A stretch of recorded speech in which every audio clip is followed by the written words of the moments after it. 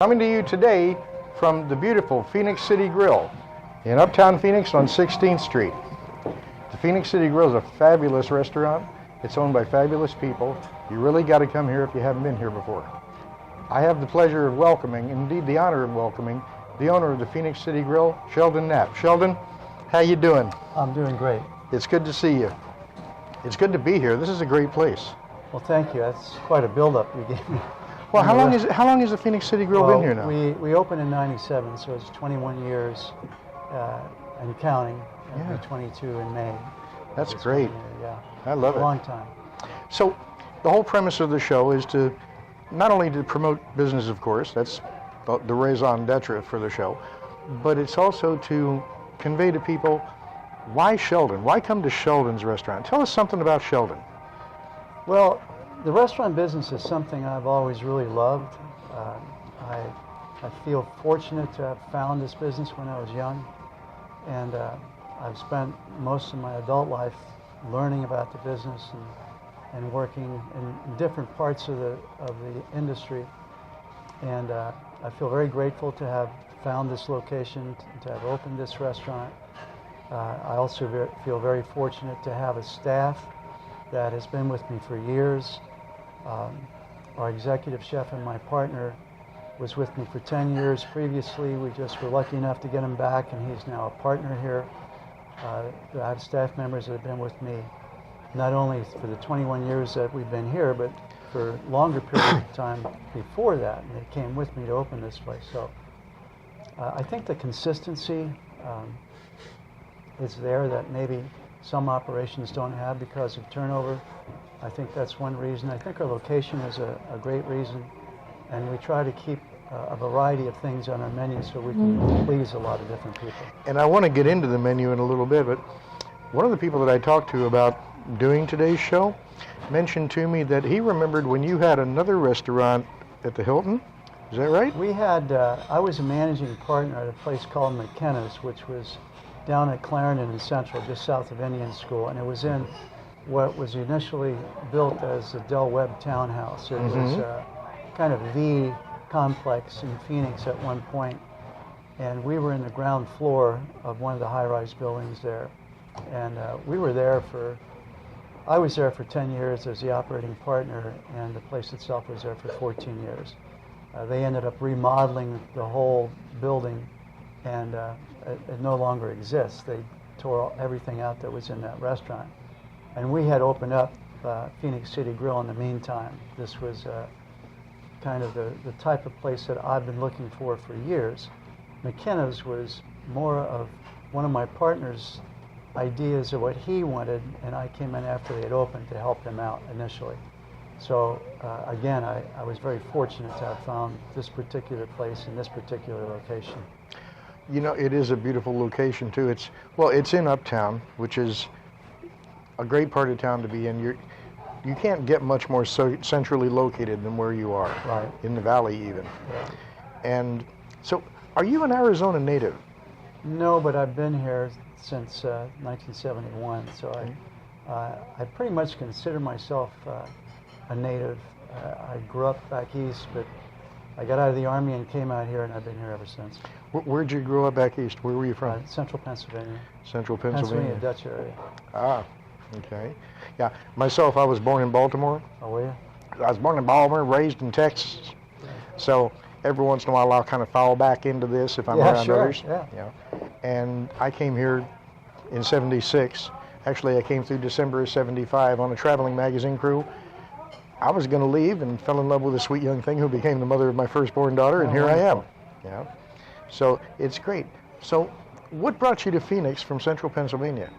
Well, when I was in the service, I was stationed over in Germany, and I really loved Europe, and I was going to go to an interpreter's school at the University of Heidelberg.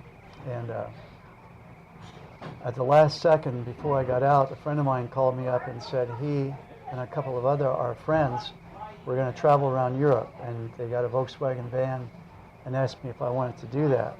And that was the age for traveling around in a Volkswagen van. Well, it was a big decision because I had money to do one or the other.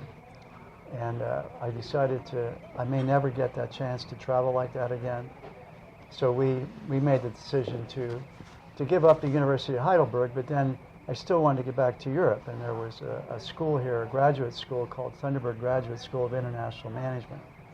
It's now part of ASU, but at the time it was independent. And if you wanted to work overseas, that was kind of the place that you went to. So I came out here as soon as I got back from Europe, moved out here to go to school, and while I was at the school, I started working in the restaurant business. So one thing led to another. And I've been back to Europe, but not to work over there. Yeah, Europe's a fascinating place. I've been to several countries there. In fact, I actually worked from Paris, from Brussels, from The Hague, and from London. And because I went virtual in '97, in the kind of businesses I do, so I've worked all over the world. In fact, it was the most fun actually working on the other side of the international date line. Clients wanted to know how I was sending them an email tomorrow that they were getting today. Yeah. I just told them I'm that good.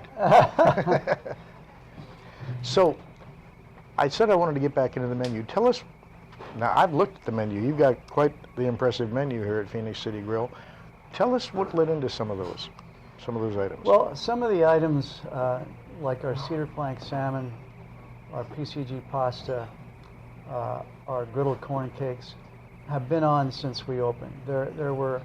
Our initial menu was only 15 items, and most of those items were things that I felt that people would buy if we did them well. When we opened, I didn't have a lot of money, so I didn't want to take too many chances.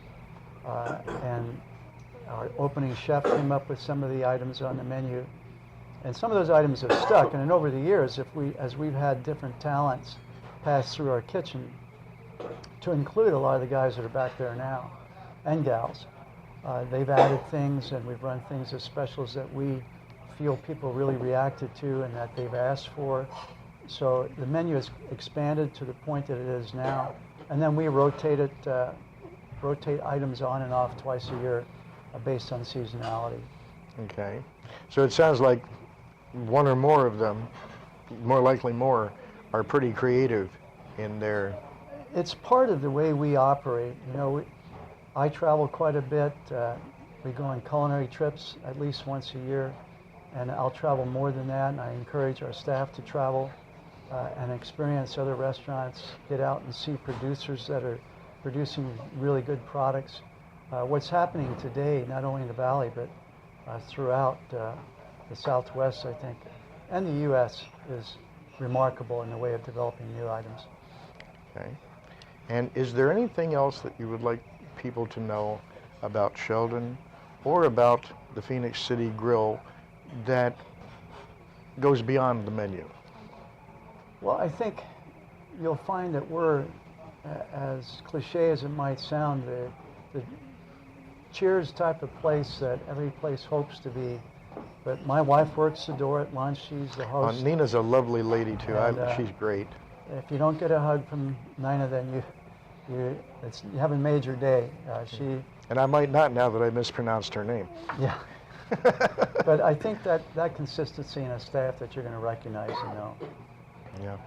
Yeah. In fact, where we're sitting at the restaurant at the moment is where Nina actually led me to. We could have been in a private room, but this I thought would be a more comfortable ambiance, restaurant-wise and show-wise. And Nina was kind enough to show me around up here and show me, well, yes, this corner would work very well, which is why we're here, is because of her graciousness. You know, I mean, when I met with you and Fred Penrock that day, and we talked it out and we decided that we would move forward with this, all of it becomes a leap of faith at some point. Sure. And then there are sometimes technical difficulties. We had this a couple of shows ago, we had the station lost power for the first 10, 12 minutes. Yeah. And we weren't sure if we were going to be on at all. And today, your host, for those of you who are in the IT industry, your host had an ID10T issue. I'll explain that to you later if you don't already know what it is. But basically, it's the excitement, it's the joy of live radio, okay? There is no getting past when you make a mistake, you just get over it. And so, tell them the address so I can make sure that I've been saying it right. Okay, 5816 North 16th Street.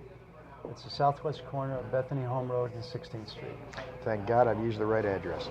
And do you have a website, right? This Phoenix City Grille, www.Phoenix City Grille. And that's grill with an E. grill with an E. .com. .com. Okay. And are you on Facebook? We're on Instagram. We have our own Facebook page. We do quite a few videos that we have on our own YouTube channel. We do specials every day, and we post those specials on social media. So you can kind of get a feel for what we do by looking on those social media sites. Okay. And so they can find you on Facebook. Is it at PCG or at Phoenix City Grille or?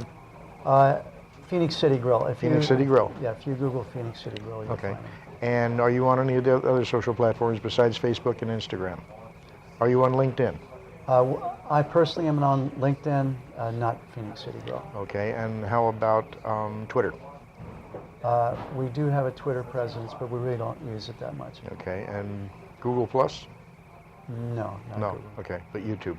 YouTube, yeah. And that would also be Phoenix City Grille? Right. Perfect. Are there any specials you'd like to tell people about? Our specials change all the time. It depends on what. Some things are very, very seasonal.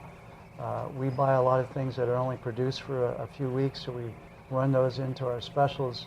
Right now, we've got some beautiful Dorado fish that we're running. We're running that this weekend. And the sides are dependent on, again, what we can get and what the local farmers produce. So we're running a great mahi-mahi special tonight. I encourage everybody to come in. Excellent, excellent. Sheldon, it's been an honor and a pleasure having you. Well, thank you. And thanks for being our venue for today.